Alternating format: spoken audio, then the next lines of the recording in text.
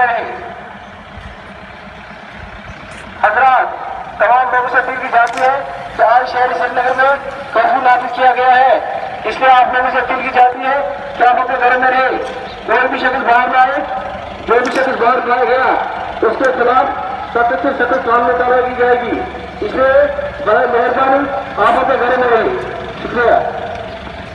नमस्कार दर्शकों, मेरा नाम अनुज, आप सभी का स्वागत है मेरे YouTube चैनल पे। दोस्तों काफी ज्यादा इंटरेस्टिंग टॉपिक है और मैंने इस पे खुल के बात करी है, तो मेरी आपसे हाथ जोड़ के विनती है कि आप इस वीडियो को पूरा देखना।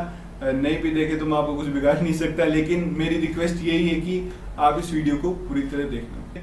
तो हम बात कर रहे हैं आज आर्टिकल 370 के बारे में। आर्टिकल 370 को अब्रोगेट किए हुए, अब्रोगेट उससे बोलते हैं जब कोई लॉ हटा दिया जाता है, तो उसको अब्रोगेट किए हुए हमें 1 साल और 2 दिन हो चुके हैं। मतलब अगस्त 5, 2019 को इसको अब्रोगेट किया गया था। आर्टिकल 370 और आर्टिकल 35 है, दोनों जम्मू कश्मीर से हटा दिए गए थे। आर्टिकल 370 और आर्टिकल 35 है, दोनों एक स्पेशल स्टेटस प्रोवाइड करते थे जम्मू कश्मीर को, जिससे जम्मू कश्मीर का अलग ही कॉन्स्टिट्यूशन था। आपने कभी लॉ पढ़ा हो तभी आपने देखा होगा कि उसका जो पहला सेक्शन होता है, पहला क्लोज होता है, उसके अंदर यही लिखा आता है कि this law is not applicable to the state of Jammu and Kashmir. अब वैसा नहीं है। जो कोई भी लॉ जो महाराष्ट्र में फॉलो होता है, चाहे वो राजस्थान में फॉलो होता है, चाहे वो मध्य प्रदेश में फॉलो जा रहा है, तो वो जम्मू कश्मीर के अंदर ही फॉलो किया जाएगा। जम्मू कश्मीर का स्पेशल स्टेटस हटा दिया गया है। दोस्तों जब ये 2019 को 5 अगस्त को जब ये चीज हुई, जब 370 को अमित शाह ने हटाया, तब मुझे भी ऐसा लग रहा था कि बहुत बढ़िया कदम है। कितनी सालों की टेंशन थी, सब लोग ये सोच रहे थे 370 को स्पेशल स्टेटस क्यों दे रखा है, क्योंकि यहाँ का नागरिक वहां पे जाके कुछ बिजनेस कर नहीं सकता, और उनको स्पेशल स्टेटस दे रखा है, तभी वहां पे मिलिटेंसी हो रखी है। वहां के युवा जाकर पाकिस्तान के टेररिस्ट ग्रुप ज्वाइन कर रहे हैं, उनके लिए काम कर रहे हैं, उनके पैसों पे पत्थर फेंक रहे हैं। तो मुझे भी ये सब चीजें लग रही थी, हो सकता है आपको भी लग रही हो कि यार ऐसा कुछ हो रहा था, तो 370 हटाना बहुत ज्यादा जरूरी था, और 370 हटा के बहुत बढ़िया काम किया। मैंने भी ये सोचा था, मैंने सोचा था कि जब 370 हट जाए तो वहां पर काफी ज्यादा टूरिज्म बढ़ेगा, वहां पे काफी ज्यादा एजुकेशन पॉलिसीज बढ़ेंगी, वहां पे काफी जाके डेवलपमेंट होगा, हम लोग वहां पे देख सकेंगे, हम लोग वहां पे आराम से घूम सकेंगे, वहां के लोग भी आराम से घूम सकेंगे, खुश होंगे, उनको जॉब्स मिलेंगी। लेकिन दोस्तों ऐसा कुछ नहीं है। दोस्तों वीडियो में आगे बढ़ने से पहले जिन लोगों ने चैनल को सब्सक्राइब नहीं किया है वो चैनल को सब्सक्राइब कर लें। नीचे मेरे सोशल मीडिया हैंडल्स हैं, तो आप उन पे जाके मेरे को फॉलो कर सकते हैं। मैं ट्विटर पे ज़्यादा एक्टिव रहता हूँ इंस्टाग्राम से, तो आप मुझे ट्विटर पे भी फॉलो कर सकते हैं।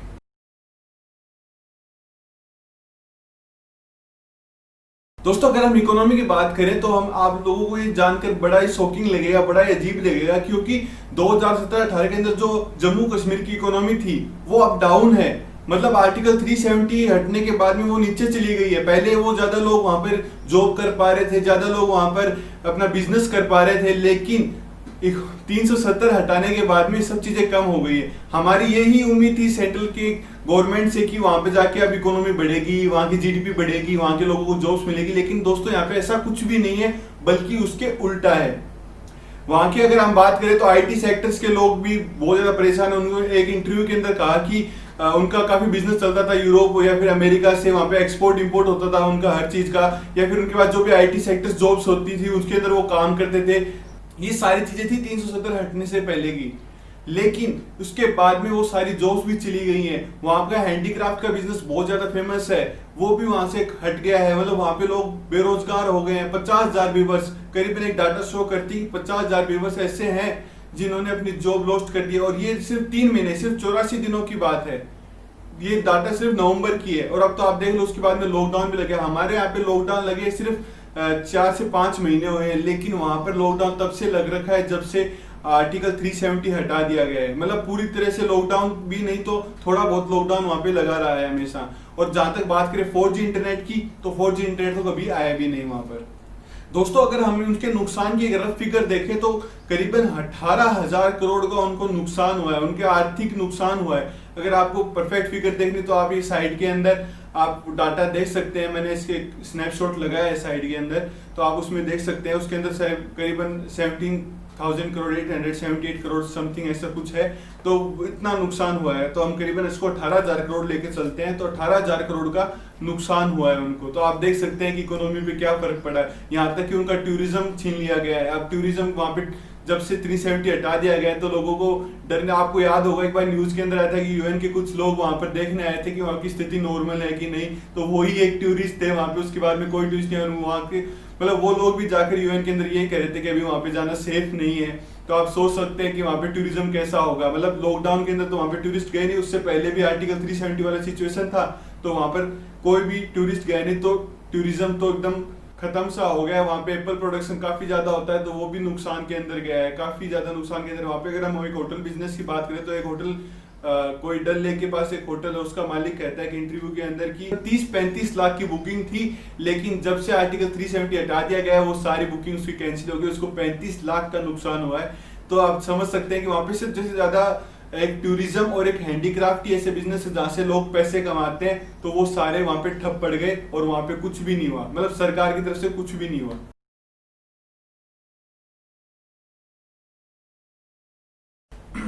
दोस्तों अगर हम एजुकेशन की बात करें जम्मू कश्मीर के अंदर, तो एजुकेशन तो बिल्कुल ठप पड़ी है। जब अगस्त 5 को 370 हटा दिया गया तब एक कर्फ्यू लगा दिया गया था, उसके बाद में 2.5 महीने का एक विंटर ब्रेक कर दिया गया था वहां की सरकार द्वारा कि बच्चे कोई भी स्कूल नहीं जाएगा, उनके लिए विंटर वेकेशन है। जब फरवरी के अंदर जब बच्चे स्कूल में गए तो थोड़े दिन बाद में ही लॉकडाउन अनाउंस हो गया। तो आप समझ सकते हैं वहां पे बच्चे करीबन 9 महीने हो गए बच्चों को वहां पे स्कूल गए हुए, उनको किताब देखे हुए। तो आप समझ सकते हैं वहां पे एजुकेशन का क्या हाल है। दोस्तों एजुकेशन बहुत ही ज्यादा इंपॉर्टेंट होती है स्पेशली ग्रोइंग चाइल्ड्स के लिए, ताकि उनको पता चले कि दुनिया किस तरह से चलती है, किस तरह से काम करती है, क्या क्या उनको इंपॉर्टेंट है। और एजुकेशन तो आजकल हर चीज के अंदर इंपॉर्टेंट हो गई है, चाहे वो कोई भी फील्ड हो। जब तक आपके पास एजुकेशन नहीं है तब तक आप एक सक्सेस हासिल नहीं कर सकते कोई भी चीज के अंदर, एक्सेप्ट बिजनेस। लेकिन बिजनेस के अंदर भी आजकल इतनी सारी टेक्नोलॉजीज वगैरह आ गई हैं, तो उसके लिए भी बिजनेस के लिए भी एजुकेशन बहुत ज्यादा जरूरी है। दोस्तों जब फरवरी के अंदर क्लासेस स्टार्ट हुई, सब सिचुएशन नॉर्मल की तरफ बढ़ रही थी, तब वहां पे पेरेंट्स बिल्कुल डर रहे थे कि अपने बच्चों को कैसे पहुंचाएं स्कूल, क्योंकि आप जब वहां का हाल देखो, वहां पे हर तरफ मिलिट्री होती है, वहां पे कोई भी फैसिलिटी अवेलेबल है, आप अपना व्हीकल वहां से मूव नहीं कर सकते जब तक आपके पास कोई परमिशन ना हो, या फिर आपको अपना आईडी कार्ड दिखाना होता है, या फिर आपको मेडिकल कंडीशन बतानी होती है कि तभी आपको वहां से अलाउ करते हैं आगे बढ़ना। तो ऐसी मिलिट्री सिचुएशन के अंदर कोई भी पेरेंट्स अलाउ नहीं करेगा अपने बच्चे को कि स्कूल जाए। वो ऐसी सिचुएशन के अंदर अगर कोई हादसा हो जाता है तो वो तो आप समझ सकते हैं उनकी सिचुएशन किस तरह से है। तो जब 22 फरवरी को स्कूल स्टार्ट हुई, जब बच्चे जाने शुरू हुए तो कुछ ही बच्चे वहां पे जा रहे थे। उसके बाद में मार्च 11 को लॉकडाउन अनाउंस हो गया, क्योंकि कोविड-19 सिचुएशन को देखते हुए वहां पर कोई भी स्कूल को खोलना अलाउड नहीं था। उसके बाद में वहां पे सरकार की तरफ से नोटिस पहुंचा था, जो कि हम सबको पहुंचा था कि जो भी अब क्लासेस होंगी बच्चों की वो ऑनलाइन होंगी, ऑनलाइन द्वारा उनकी सारे सब्जेक्ट कंप्लीट करा दिया जाए, उनका कोर्स कंप्लीट करा दिया जाए, ताकि उनकी एग्जामिनेशन आराम से हो सके। लेकिन आप समझ सकते हैं कि हमारे यहाँ पे अगर आप 4G नेटवर्क आप यूज करते हैं तब भी आप ऑनलाइन क्लासेस जब आप चलाते हो कोई भी चीज तो दिक्कत आती है। मतलब वहां पे आप ढंग से ना तो दूसरे की आवाज सुन सकते हैं, ना आप खुद बोले तो उनको सुनेगा। तो ये सब सिचुएशन तो 4G नेटवर्क में है और जम्मू कश्मीर में 2G है, फिर भी सरकार ने वहां पे नोटिस भेजा कि आप देख रहे हो आयरनी, कितनी बड़ी आयरनी की वहां पे इंटरनेट ना होने के बावजूद वहां पे ऑनलाइन एजुकेशन का नोटिस भेजा गया। फिर भी वहां पे बच्चों स्कूलों ने ये अलाउ किया कि हम जूम की, मतलब जो भी वहां की बड़ी स्कूलें हैं उन्होंने कहा कि हम ठीक है, हम जूम प्लेटफॉर्म के थ्रू हम बच्चों को एजुकेशन प्रोवाइड करेंगे, क्योंकि जूम प्लेटफॉर्म के थ्रू ज्यादातर बच्चे इकट्ठे आप वहां पे बैठ सकते हैं, काफी सारे बच्चे एक साथ ऑनलाइन क्लासेस ले सकते हैं।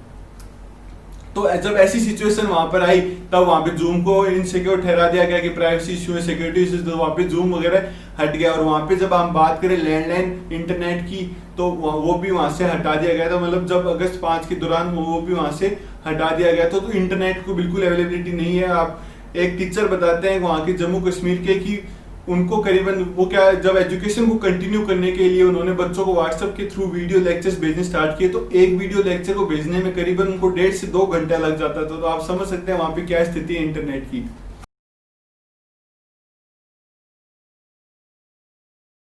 दोस्तों मेरा क्या ओपिनियन है कि जब हम बात करें कि अनलॉक क्यों हो रहे हैं, अनलॉक इसलिए हो रहा है ताकि इंडिया की जो आर्थिक स्थिति है वो वापिस से उभर के आ जाए।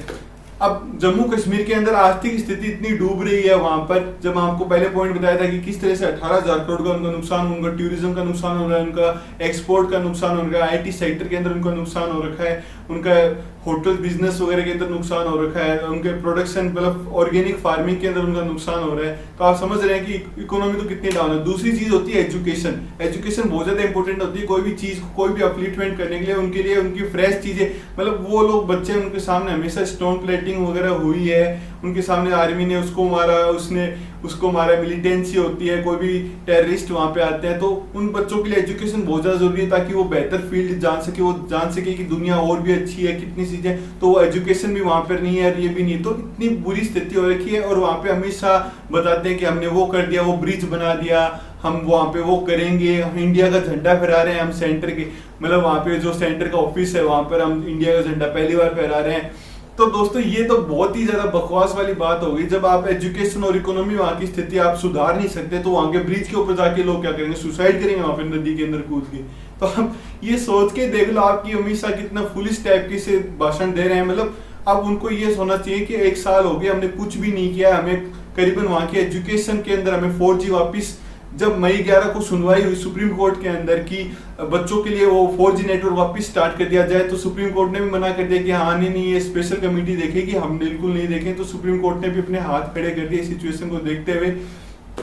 तो दोस्तों हम क्या कर सकते हैं, हम क्या मतलब वहां पे वहां के लोग ये भी नहीं बता सकते इंटरनेट पे, जैसे हमारे कोई भी यहाँ पे चीज होती है, जैसे सुशांत सिंह राजपूत की केस की आप बात कर लो तो वो ट्रेंडिंग में आ गया। अब जैसे अयोध्या के जैसे 2 दिन पहले अयोध्या वाला शिलान्यास हुआ था, जो भी वहां पे क्या बोलते हैं, जो भी जन्मभूमि हुई थी, उसके अंदर भी वो ट्रेंडिंग पे आ गया, जय श्री राम। तो वहां पे जब ऐसी सिचुएशन कश्मीर के अंदर है तो हमें कैसे पता चलेगा कि कश्मीर के अंदर क्या चल रहा है। कश्मीर के लोग तो ट्विटर यूज नहीं कर पा रहे नेट की वजह से, वहां पे तो इंटरनेट बंद है।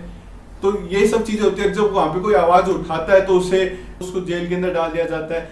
तो वहां पे बिल्कुल भय पैदा कर रखा है लोगों के बीच में। और ये सब चीजें मैं खुद इसलिए बता रहा हूँ क्योंकि ऐसा नहीं कि मैं खुद जम्मू कश्मीर में जाके वहां पे रियलिटी, जब हम वहाँ के न्यूज आर्टिकल, जब हम ट्रस्टेड वेबसाइट या ट्रस्टेड ब्लॉग्स के थ्रू हम जब ये चीजें पढ़ते हैं तो हम उन पर विश्वास करते हैं, क्योंकि न्यूज एक ऐसा सोर्स है जिसपे हम 100% विश्वास कर सकते हैं। और वहाँ पे भी कुछ इंडिपेंडेंट न्यूज क्रिएटर्स हैं, कुछ इंडिपेंडेंट पब्लिशर्स हैं जिनके हम न्यूज पे बिल्कुल 100% ट्रस्ट कर सकते हैं। और वहां से स्थिति को देखते हैं तो ये भी नजर आ रहा है, क्योंकि सरकार खुद ही नहीं कह रही कि हम वहाँ पे स्कूल चला दिए, हमने वहाँ पे यूनिवर्सिटीज खोल दी हैं, वहाँ की इकोनॉमी फ्लरिश कर रही है। तो ऐसा तो असली में भी नहीं हो रहा। तो हम समझ सकते हैं कि जो न्यूज आर्टिकल्स बता रहे हैं वो बिल्कुल सही बता रहे हैं। ये बात गलत है कि अभी प्रोटेस्ट वापस हो रहे हैं कि ना वापस 370 लगा दो, ये गलत है, क्योंकि 370 आप वापस इंपोज नहीं कर सकते, वो गलत रहेगा।